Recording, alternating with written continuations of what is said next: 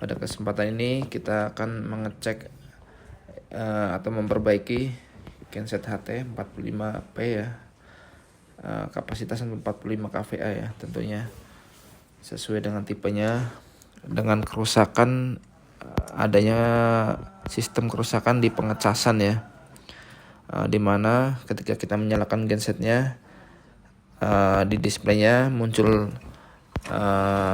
tanda adanya kerusakan di sistem pengecasan dan diiringi dengan bunyi alarm ya. Setelah 1 menit kita running, ini alarm ini bunyi ya dari gensetnya. Itu menandakan adanya indikasi kerusakan di sistem pengecasan. Setelah kita lakukan pemeriksaan dari gensetnya, yaitu untuk di bagian sistem pengecasannya dari akinya, kemudian alternator ya, kita dapati salah satu komponen yang bermasalah atau yang rusak ya, yaitu fan bell, di mana fan bell atau timing bellnya sendiri mengalami kerusakan ya atau keausan ya. Jadi sudah tidak maksimal ya ketika memutarkan alternator ya, atau sering slip ya, akhirnya terganggu ya untuk sistem pengecasan dari alternator ke aki yang menimbulkan alarm ya. Ya seperti ini ya bunyi alarmnya. Ini di modulnya terbaca 11,7 volt ya. Oke teman-teman, kita akan melakukan pembongkaran pada unit mesinnya. Kita siapkan ya kunci-kuncinya dari kunci 14, 13, dan 10 ya. Ini kunci yang kita pakai untuk mesin tipe Perkin ini ya. Mesinnya Perkin dengan tipe 1104 ya. Kita buka untuk bagian pengamannya atau pelindung dari alternator ya. Nanti dari tempat pelindung ini kita akan lepas ya untuk timing bellnya. Kita lepas fan bellnya dari tempat itu. Kita kendorkan terlebih dahulu untuk murnya ya. Pastikan semuanya kendor ya. Baru setelah kendor nanti dinamo alternator kita dorong ya, supaya lebih mudah dalam proses pelepasan timing bell ya, fan bell ya kalau kita sebut fan bell ya. Oke, nanti teman-teman bisa mengeceknya nih seperti ini ya. Nih teman-teman bisa memperhatikannya kondisinya ya. Nih kalau fan bellnya udah aus itu biasanya ditandain dengan pecahan ya atau kerasnya karet fan bellnya ya. Kondisinya keras, kemudian kalau kita tekuk ya ini lebih cenderung retak ya, ada timbul retakan-retakan itu di uratnya itu, di seratnya. Ini kita bandingkan dengan yang baru ya, lebih fleksibel dan lebih lentur ya. Ini teman-teman, ini kita tekuk ya dari arah kebalikannya, itu timbul retakan ya di serat-serat ya. Oke, sebelum kita pasangkan ada baiknya kita cek terlebih dahulu ya. Kita pastikan kondisi tipe, ukurannya dan sama ya. Kita pastikan setelah sama kita langsung pasangkan ya ke unit mesinnya.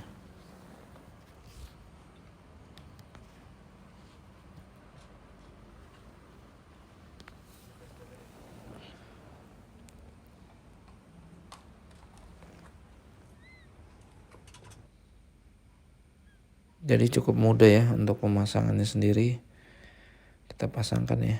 Kita masukkan ya fan bellnya itu, talinya ke bilah kipasnya ya.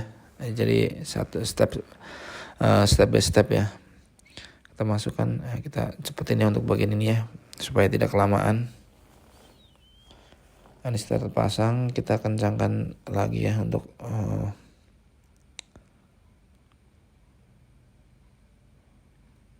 kunciannya, kita kunciin ya.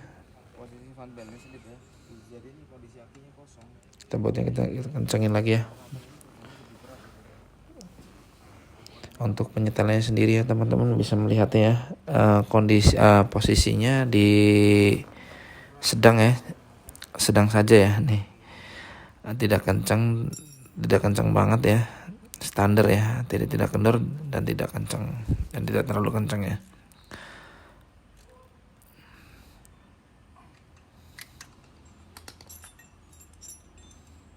Ini saran ya teman-teman, ketika kita melakukan perbaikan ya, storing atau maintenance, ada baiknya teman-teman memutus jaringan akinya ya terlebih dahulu ya. Dari bisa di ini ya, bisa minusnya atau plusnya. Kita putus supaya lebih aman ya.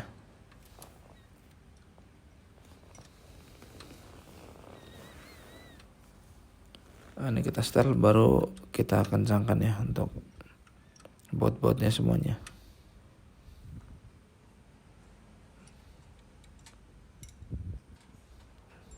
Nah, setelah kita pasangkan, kita tutup ya untuk pengamannya ya. Kita pastikan lagi untuk bautnya ya.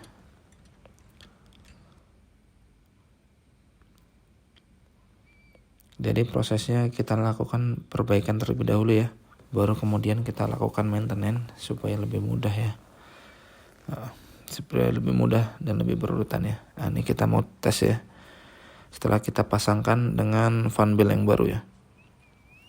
Kita mau tes, kita mau cek ya untuk voltasenya terlebih dahulu ya, untuk memastikan alternator bekerja dengan baik ya. Nah, ini kita bisa lihat ya, untuk voltasenya terbaca 12,8 ya, artinya sistem pengecasan dari alternator kaki ini normal ya, dari yang sebelumnya 11,7 volt ya. Kita pasangkan lagi ya untuk pengamannya.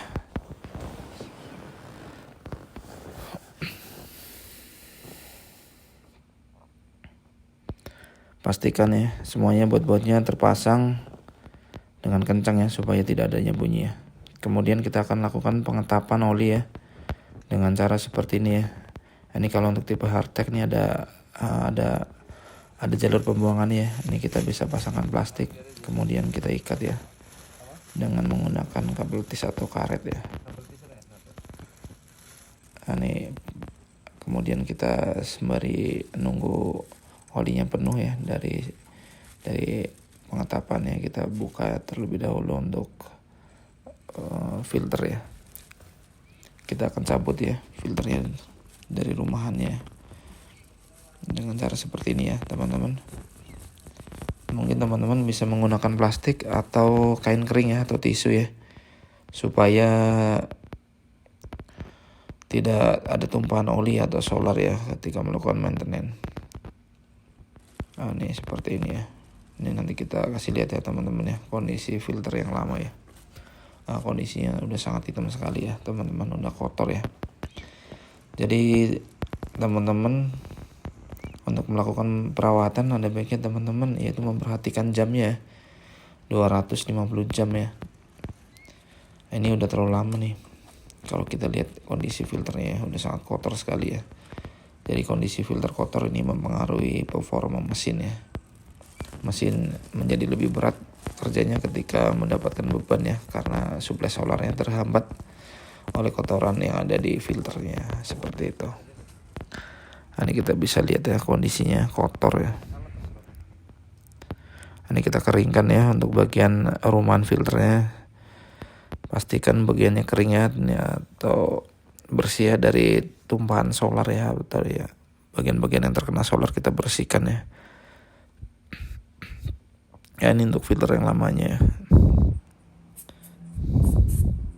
Kita bersihkan ya semuanya untuk bagian-bagian yang terkena solar ya, supaya bersih ya.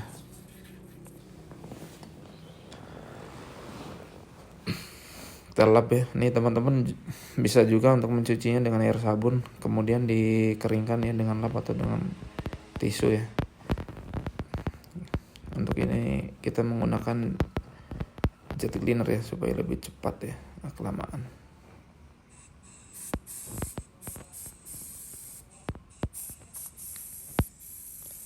Untuk seal karetnya ini kita pasangkan yang baru ya.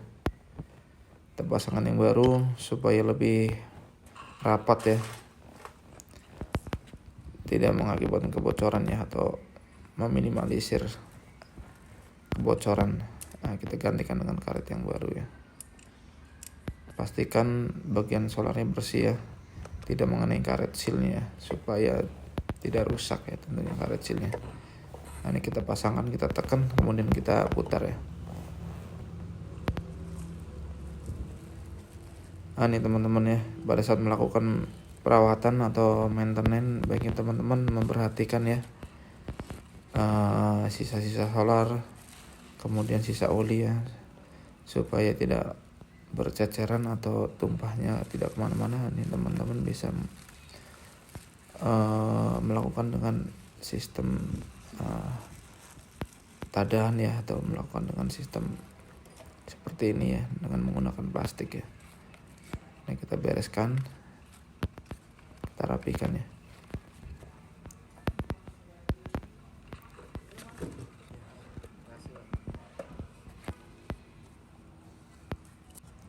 Ini kita pasangkan ya ke tempatnya. Nah, ini filter kondisinya kosong ya, belum terisi solar. Nanti kita akan melakukan pengisian solar dengan memencet tombol feed pump yang ada di panelnya. Ini teman-teman harus kita isi dulu sebelum kita nyalakan ya, dengan tombol manual feed pump yang ada di panel ya. Nah, ini fitur mesin ini sudah dilengkapi dengan manual feed pump ya, atau switch manual ya. Jadi kita bisa memanualkan ya kerja daripada feed pump itu. Nah, ini bagian selang tapnya kita pasangkan ya. Ini udah penuh ya untuk olinya. Kemudian kita akan lepas untuk bagian filter olinya ya. Seperti biasa ya, nih seperti filter solar juga ya, arahnya ini searah dengan jarum jam ya. Ini kita kendorkan dulu ya, kita lepas, kemudian kita pastikan olinya keluar, baru kemudian kita pasangkan plastik ya, supaya tidak kemana-mana nih olinya. Nah, ini untuk melakukan maintenance ada baiknya teman-teman memperhatikan ya tumpahan solar dan oli ya, jangan sampai tumpah di lantai genset ya. Ini sangat berbahaya ketika genset mesin bekerja dalam kondisi yang sangat berat ya, atau panas. Nah, di situ akan menimbulkan uap ya nih dari tumpahan solar dan olinya ya, yang mengakibatkan kebakaran ya, terus mengakibatkan kotor ya radiator ya, karena uapnya nih akan tersedot ya dari udara yang dihasilkan dari genset ya. Jadi tersedot ya, bisa cepat kotor ya untuk radiator ya. Kalaupun ada tumpahan di luar dari maintenance, ada baiknya teman-teman mengecek ya untuk memperbaikinya ya, supaya bocornya tidak menimbulkan ini ya, kenangan yang di bawah lantai itu. Ini kita diamkan dulu ya supaya olinya keluar ya, benar-benar keluar dari tempat rumahan filternya ini ya. Setelah keluar, nanti kita siapkan ya untuk filter yang barunya. Kita siapkan, nanti kita isikan ya filter yang baru, kita isikan olinya ya, jangan lupa ya. Ini kita sembari nunggu, kita prepare ya untuk filter oli yang baru ya. Ini teman-teman, pastikan filter oli yang terpasang ya ke mesin dengan kondisi filter yang sudah terisi oli ya, supaya lebih cepat untuk proses sirkulasinya ya. Seperti ini nih teman-teman, pastikan terisi oli ya dengan cukup ya.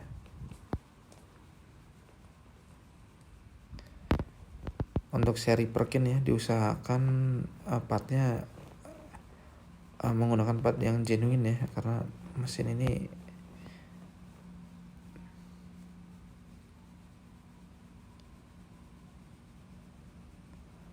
build up ya, jadi harus perawatan harus ekstra ya. Jangan sayang teman-teman nih untuk menggantinya dengan part atau genuine part yang asli ya, atau genuine ya, supaya lebih presisi ya, lebih maksimal untuk kinerjanya ya. Ini kita udah masukkan olinya, sekiranya udah cukup kita langsung pasangkan ya.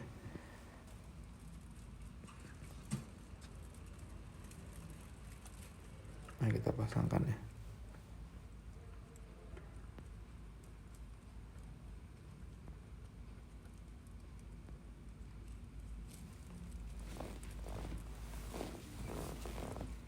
Pastikan kondisinya kencang ya, tidak kendor, supaya tidak ada bocor oli ya, atau kebocoran yang dikibatkan dari pemasangan.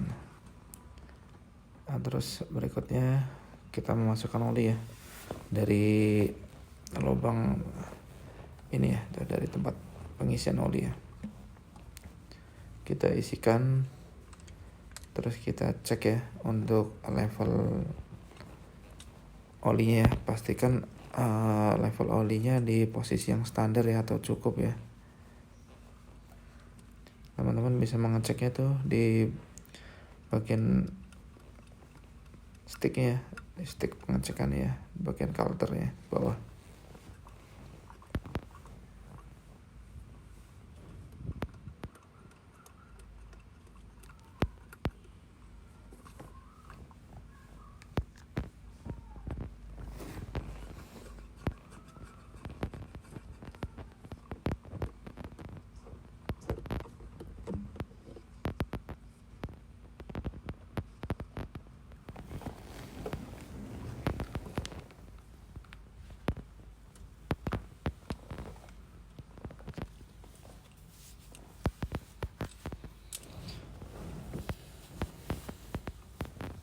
Nah, kita masukkan ya, supaya lebih cepat nih teman-teman bisa menekannya ya. Ini kita cek untuk level olinya ya. Kita pastikan benar-benar cukup ya, jangan sampai kurang ya teman-teman ya, supaya sirkulasi oli yang ada di mesin lebih maksimal ya.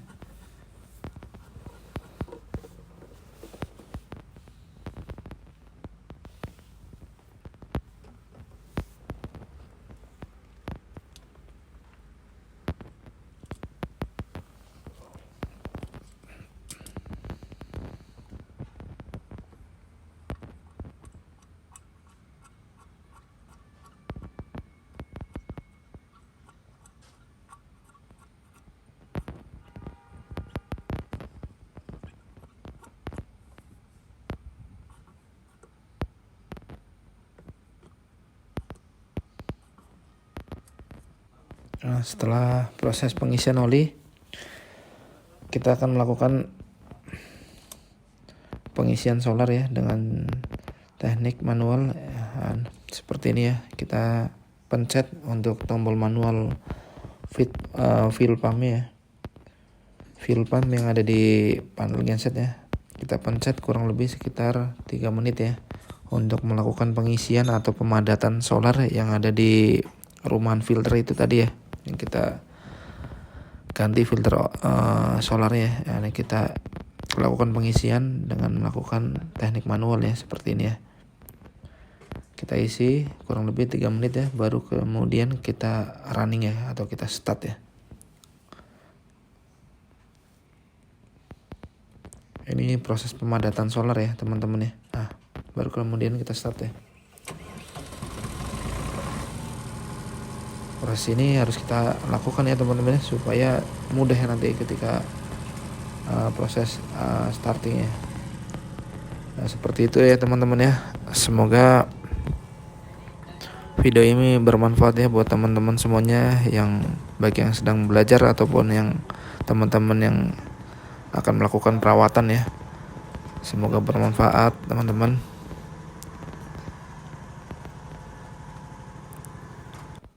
Wabillahi taufiq wal hidayah. Wassalamualaikum warahmatullahi wabarakatuh.